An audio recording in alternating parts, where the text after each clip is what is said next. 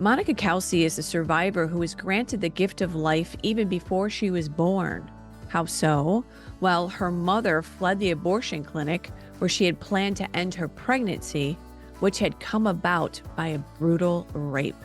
In return, Monica has spent her life doing all that she can to help others survive. Her amazing story is coming up next.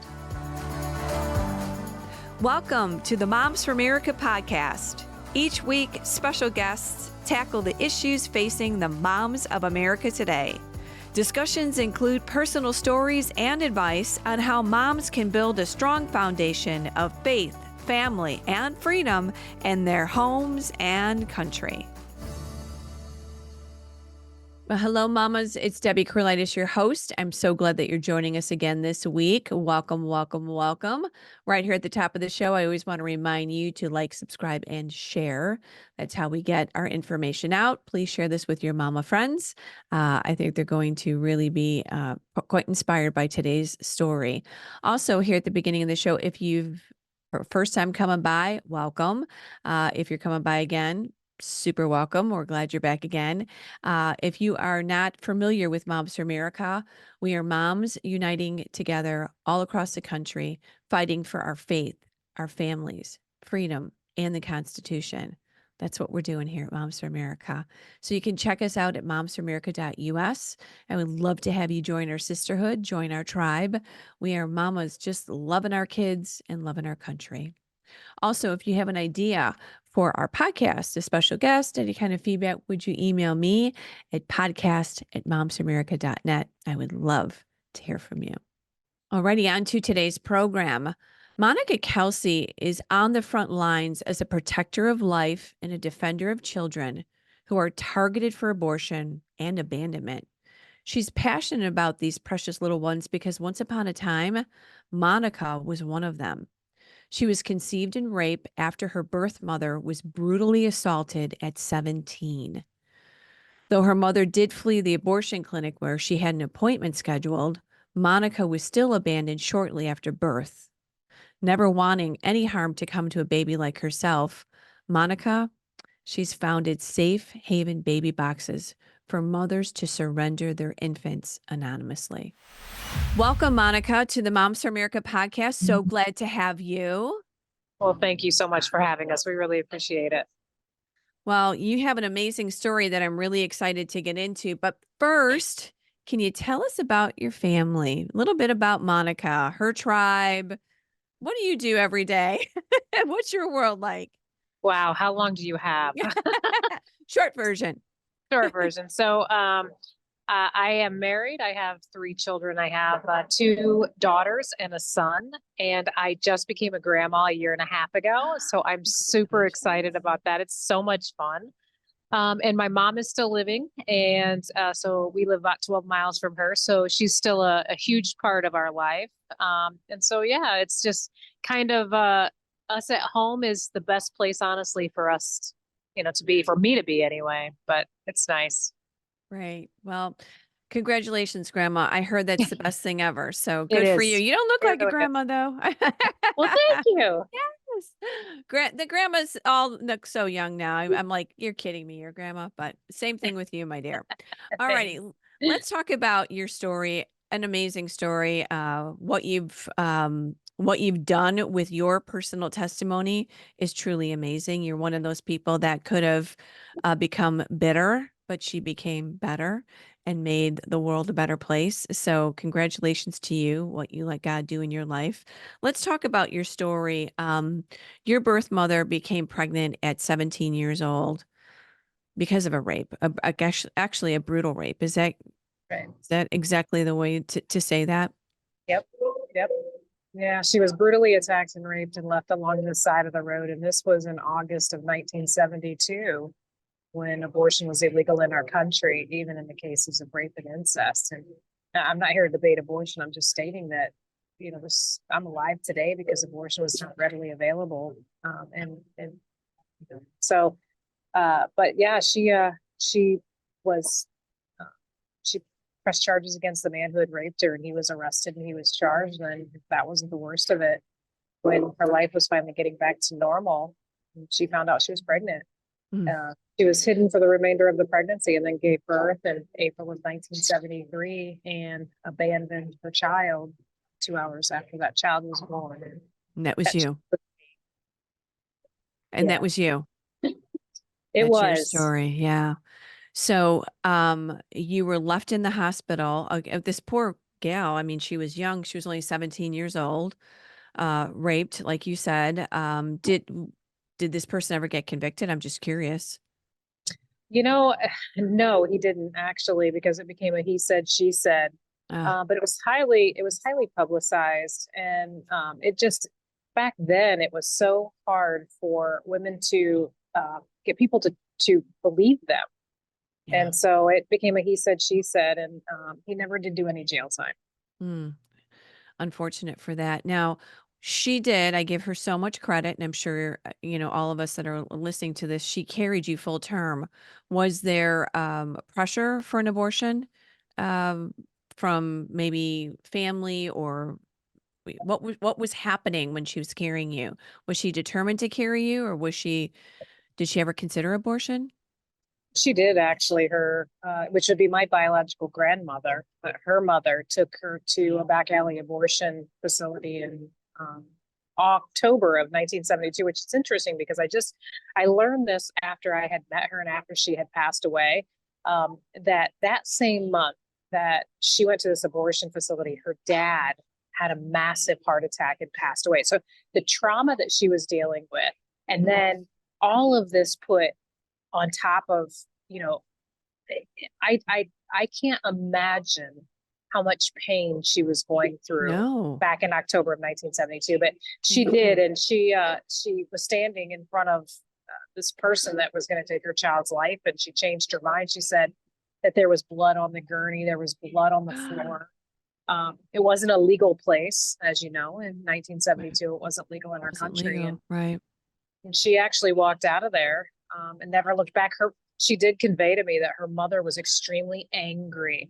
Mm. She was the driving force to get rid of me. Um, I actually had a family member. I've met them since then that wanted to adopt me, Oh, and this grandmother said, "Absolutely not. This child needs to go." And I think that's because of who my biological father was and what had happened. They just, for whatever reason, just didn't feel it was a good idea. well, you are the small percentage of abortion justifications that they use, rape and incest, but rape. Um, boy, I can't imagine what your thoughts are on you know abortion for someone that child you had nothing to do with that circumstance, and that child's life should never be taken because of a crime that happened. Well, I used to be that person that sat in a church and said, I'm pro-life except in the cases of rape and incest, and that basically smacked me in the face when I got older and learned the entire story of my conception and then the abandonment. Um, I had to dig deep into my faith to Right. truly understand my purpose. I was just in Louisville, Kentucky, blessing a baby box. And this gentleman come up, and I tell my story very openly at all of our events. And he come up to me and he says, I'm Catholic. I'm like, well, congratulations. And he said that, he struggles with the being pro-life, but the rape and incest. And I said, well, I said, just let me just throw this at you. If abortion was legal in 1972, baby boxes wouldn't be in this country today. Mm, look at that. It's like you have to look at the outcome years ahead, what the devastation would be. But also, my birth mom, she still had to heal physically, emotionally, mentally, and spiritually. Killing her child didn't change any of that. She would still have to do that. And now we've Right. added another layer to it. And Yeah. plus, not to mention the fact that she would have killed me for the acts of my father. And so it's a bad situation that we're making worse Yeah. because a woman being raped is a bad situation, but we Right. don't want to make it worse. And that's what we're doing when we're saying it's okay to kill this child. Yeah. Wow. So let's go back to to the story here. So you're left in the hospital. She just takes off. How She does takes off. this? Yep. took She off. gives birth, leaves. Okay. Yeah, And, and it was interesting because they found her 9 days later. Um, yeah, and so I look back and I don't have all the answers. I wish I had more time with her to ask more questions, but she passed away when she was 57. And she had contracted a urinary tract infection that went septic. And there's some answers I don't know. right, And I wish I would have asked, but I thought I had more time. I didn't right. realize I'd be taking so much time. Who would have known? So you get left in the hospital. Again, she's gone. Where does this go? How does adoption happen? How did you find your family or how did they find you? I love that when the adoptive parents say, I chose them. I had the opportunity to choose my child. And that's really a beautiful message because it makes you feel very special. Well, interesting enough, when I was growing up, I correlated my adoption with garage sailing. This is so stupid, but it's so true. So my family, my adoptive mom and dad adopted two kids, me and my older sister. My older sister's Mexican, and my younger sister is their bio child. So we always kind of joke around, my older sister and I. We say we were chosen. You were stuck with our younger sister because she was a mistake. She was an accident. And so, but we used to garage sale all the time. And I don't know if my mom had said something to me as we were garage sailing about, me being chosen. But I would tell people I was bought at a garage sale. And my mom would constantly say she was not bought at a garage sale. She was not bought at a garage sale. But that's how I understood it at such a young age. And I cannot remember a time where I didn't know. I don't think I was very old when they started telling me that my birth mom loved me so much that she placed me for adoption. And what Uh, they were told, though, when they adopted me was not the truth at all. They were told that my birth parents were young and loving, couldn't care for me, so they placed me for adoption. So that's the story that they told to me. And then 37 years later, I find out that that's not the case at all. okay. Well, how do you find this out years later? By the way, beautiful message to you from your parents that they made you comfortable with your adoption, I guess you'd They say. they did. They actually made it normal. I would go to school, and in the fourth grade, I remember looking at these kids, thinking, "What do you mean you're not adopted?" Like, it was so normal for me. I just thought everybody was adopted. With me and my older sister being adopted, they did such an amazing job of Oh, making us feel like such a part of the family, and that this was just normal. That this is just what people did. And so I really appreciate that, because later in life, then when I met my biological mother and found all of this information out, concerning the rape and the abandonment, um, I, I knew where I needed to go, and that was back to my faith. I had drifted a little bit. And mm, so meeting her and learning all of this, my worth went down. I didn't want to be this person. I didn't want to be the person that stood on a stage and said my biological father's a rapist and I was abandoned as an infant. I didn't want to say that. And yeah, it's a so that's a tough story. yeah, and so That is a tough I had story. to go back to my faith. And so my mom and dad, the way they raised us, adoption being so normal, and we were grounded in the church. That is literally what birthed Safe Haven Baby Boxes. My story plus faith. Wow. Beautiful, beautiful testimony. Before we get to the boxes, which is just an incredible outreach that you have, how did you meet your mom, your biological mom? How did you hear that story and what was that like? Actually, I found her by mistake, and that's another story for You a got to be long kidding time. me.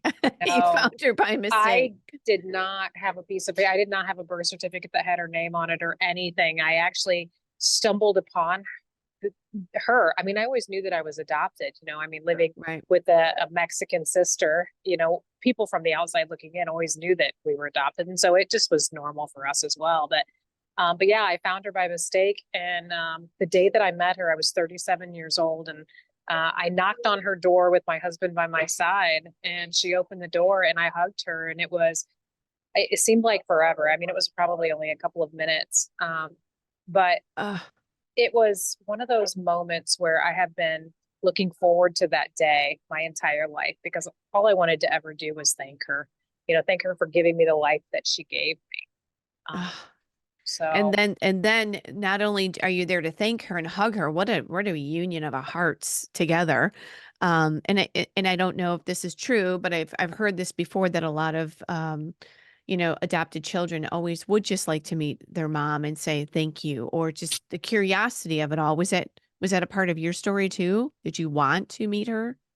I did. And it's Yeah. interesting because my older sister, she had no desire to ever meet her biological Mm, parent. And so it's just, I think for me, I think I just wanted that fairy tale family that I was told I had. My parents were young and loving, couldn't care for me, so they placed me for adoption, which is what my adoptive parents were told when they adopted me. And so I think for me, I wanted the fairy tale family that I was told about all of those years. And then finding out that that wasn't the case at all, literally almost destroyed me. did the conversation happen at that moment when you met her? So did Yeah. you okay, how did that go? And then we'll get on to your baby boxes and what you're doing to save other babies. So you say, "Hi, I'm your daughter." You meet, you start to kind of catch up. I can't This must be a very hard conversation to have over coffee. Well, we spent 3 hours sitting talking to her. And this is the interesting part. And I talk about this when I speak a lot is when I sat in her living room, her recliner did not match the couch. And why that's important to me, I don't know. It's almost like I just kind of honed in on that. And Okay. that's what I focused on. But that's where I learned because I asked her, I said, well, who's my biological father? I want to meet him. He loved me so much. He placed me for adoption. And she literally got up and went to her bedroom and she pulled out this folder that was blue and it was tattered and it was torn and my history was inside of this folder. And um, she started telling me this Mm. story of her being, raped. And um, I didn't realize at the time that not only was she telling me her story, she was telling me mine. And so I think that's why I focused on the couch and the chair was because I wasn't comprehending what she was saying, and I was focusing on something else that had no bearing on the entire day. But it took me a long time to accept what she was telling me. And when I finally did, it was almost like a relief. Like, okay, all right, now what am I going to do? Because I'm certainly not going to just sit here and do nothing. And so, hence, Safe Haven Baby Boxes was birthed. Wow. So let's talk about this now. Incredible story. Wow, you obviously feel like you were chosen for such a time as this, clearly, with a special story like that. Because when people speak from experience, there's nothing like it. I can do a baby box. It would be nice, but you do the baby box. Wow. I mean, this is like amazing. So how did this safe haven? How did all the safe haven baby boxes start? Did that start with a law, or how did that come about? Well, I actually was in Cape Town, South Africa on a speaking tour with Pam Stenzel, who's a huge abstinence speaker in America. And we were going to South Africa to talk about abortion and rape, incest, and tuberculosis. I mean, there was a whole lot of things that we were talking about. And so we spoke 14 times in 16 days. And then we happened to be walking into a church in Cape Town, South Africa for one of the last days of our trip. And there was what they called a baby safe on the side of this church. And I Hmm. was so intrigued by this. I was like, what is this and what is it used for? Now, I'm a retired firefighter and a medic. And so I always knew about the safe haven law being a firefighter and a medic, but I'd never seen anything like this before. And so I asked the pastor, I said, what do women really use this? And they had saved 7 babies that year. Oh, And the people from the church, which was interesting, the people from the church actually adopted the babies. So it's not like oh, America where they go into the system and stuff like that. These people in this church were taking in these infants and raising them as their own. And then on the flight back from incredible. Cape Town, South Africa, on a Delta napkin, 35,000 feet in the air, I hand drew my version of the baby box and then brought it to America. And I started the uphill battle. And I say uphill battle because it has been an uphill battle to try and implement something that's never been done in America before. And so I had to get people to wrap their heads around the fact that, putting a baby in a box is a good option if the alternative is a dumpster. Right. And so I launched in Indiana in April of 2016 at my firehouse in Woodburn, Indiana. Mm. And today I just blessed the 220th baby box of the nation. Congratulations. Thank, Wow. What a story. And these thank. boxes, where are these boxes located? Is it only in fire, or is it hospitals, or where they look? Can they be anywhere? No, they can't be anywhere. So the babies that we're getting in our boxes, and actually we had a baby surrendered like less than an hour ago. And so you're getting the excitement from us that we have when we get a baby, but the boxes are at fire stations and hospitals because, like the baby today, these babies are not born in hospitals. A lot of them are coming with placenta still attached. So we have to make sure that medical care, medical professionals Is are on the readily other side available. of the call. Yeah. Yes. So hospitals and fire stations is what we focus on. Hospital and fire stations. That's what I thought. I didn't know if there was other places that they would be accepted. So these boxes, how have you I mean, obviously you've had to design these in a special way so they're safe. And what do they look like? Well, how did you come up with this? I mean, how did you design this? So I took the idea from South Africa and I took it to people who knew more than I did on Hmm. engineering and sat at a table one day and we came up with ideas and then we made a prototype and we changed some more things and then we installed a box and changed some more things. And this has been almost 10 years of trial and error. And about, I'm going to say 6 years ago, we got the design down with the box and then we patented the box. We trademarked ourselves. We're going through underwriter's laboratory right now to get this box UL listed. We're Mm. doing everything that we should be doing to make sure that this box never fails because this box has to work 100%, 100% of the time. And basically what we do is we cut a hole out of the side of a fire station. I say we, it's not me, it's a contractor. Sure. And then we slide the box into the wall, kind of like where you would cut a window out, so you cut the window out, you slide the box in. So the outside of the baby box is on the outside of the fire station, inside of the baby box on the inside of the fire station. And so basically the baby's going through the wall. Well, inside the wall of this baby box it's a medical bassinet. Mm. And these boxes are heated. The alarms are immediate. And so babies are being picked up from our baby box right at about 2 minutes. So they don't linger in these boxes. Nobody's going to forget to check the box. The box calls 911 on its own. Oh, There's I three figured there fail must be. safes. Yeah. Yeah, and then the door actually locks. So when a birth mom or a birth dad puts a baby in a box and they shut the door's going to lock. So nobody can come behind them and take this infant out of the box and steal it. You've thought about But everything. Yes. I've got some really great people on my team that has I'm really sure. thought of everything. So the alarm goes off, then they go ahead and they help the baby get to the hospital, take care of it, and then find that baby a home. Yep. How do you find out about this? Like if there was a crisis and someone was having, going to try to put their baby somewhere, how would you know what firehouses would carry them or what hospitals, or how would you find out about it? Well, every hospital in America is a safe haven location where they can walk in and hand their child to a person. So if there's not a baby box in your area, just know that every hospital in America, you can surrender your infant at. With no But questions and no, right. correct. Yep. And so the baby boxes all you have to do is Google search baby box locations. And our website will come up and there's a location finder. You type in your address or your zip code, I think, and it goes right to the closest box that's near you. Mm.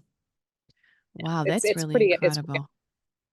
That is really incredible. And then as far as babies that have been saved, or I should say placed in the baby box care, I'm sure you've got some stats on that. What because of them, so many lives have been uh, taken care of.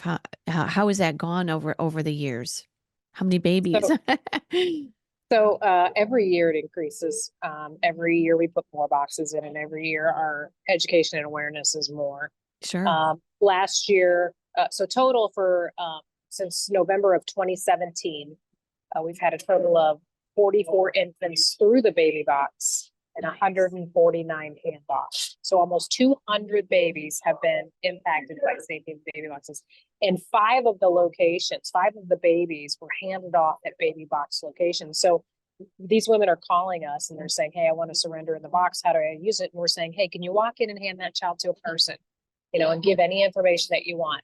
And 5 times women have walked in and handed their child to a person, even with a baby box sitting in the side of the wall. So you can see we're wanting women, we're asking women if they'll go in and hand the child to a person, but if they won't, Right. we don't want to find a baby dead somewhere. So that's when the baby box comes into play as a last resort option for parents. Wow. Incredible story. I just think that's just amazing. You almost feel like you want to call your fire departments and just say, do you have a baby box there?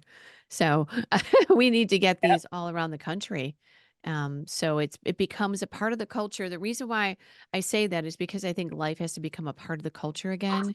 We talk so much about death and it really just abortion, and no hope.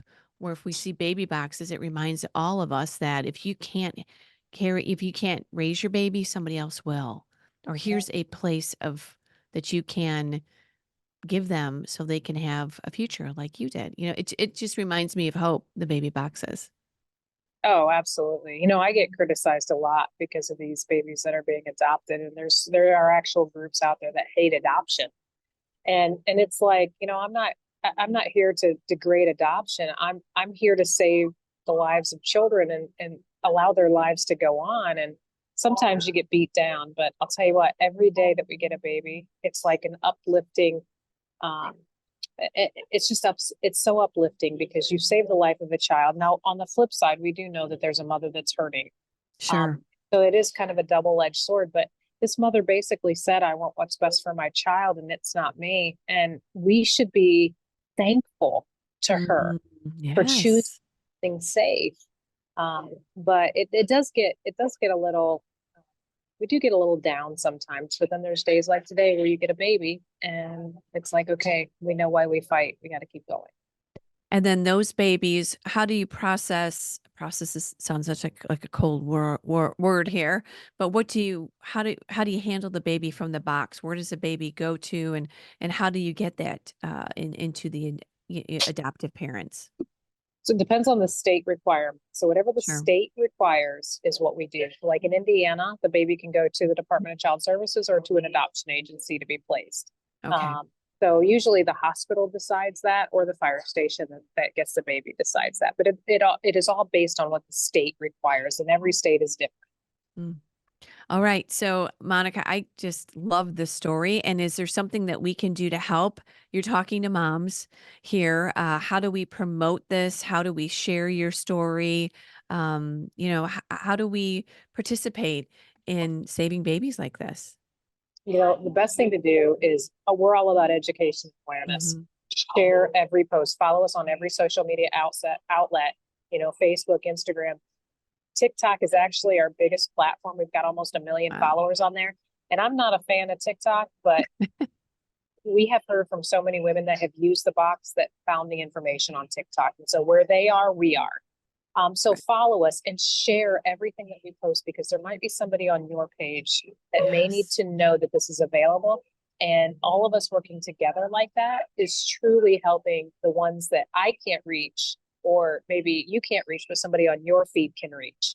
And Right. so the more that we share that, the better. And then, of course, you can go to our website and find other ways to volunteer or to donate or just to read up on the safe haven law that's in your state. That's And I shbb.org. say it again. shbb.org. And I also heard that there's a hotline too, right? I mean, you can call for help and assistance. You're really, just trying to make all help available, all assistance available to carry that baby to term. Yeah, the hotline honestly is the workhorse of our organization because that's where the rubber meets the road. That Yeah. is where we're trying to get these parents to do something safe for their child and also giving them options. When we give women options, they will Hmm. choose what's best for them. It might not be what I would choose, it might not be what you would choose, but they're going to choose what's best for them with the options that's available in their community. And when they make the decision on what option they choose, they're the ones that can find peace. If I tell them what they should do, they're not going to find peace with that decision.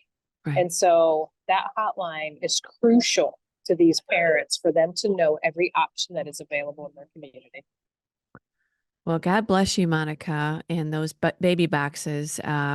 Just the Lord bless you in your journey. And thank you for sharing your testimony and letting God use you in a special way. Because, like I said earlier, when you've been through it and you share that testimony, there's no one can share that like you can. And I know you're doing a great job all across the country. So thank you. Well, thank you. Thank you so much for having us. All right. God bless and give those babies a hug and all your Course. grandkids too over there. I will. All right. Thank you. What a powerful story Monica just shared. And again, if you want to find out any information, be a part of really making these boxes available, go ahead and check out Safe Haven Baby Boxes. That website is shbb.org. Thank you, Monica. And let's share this story so we can be a part of hope in saving those babies.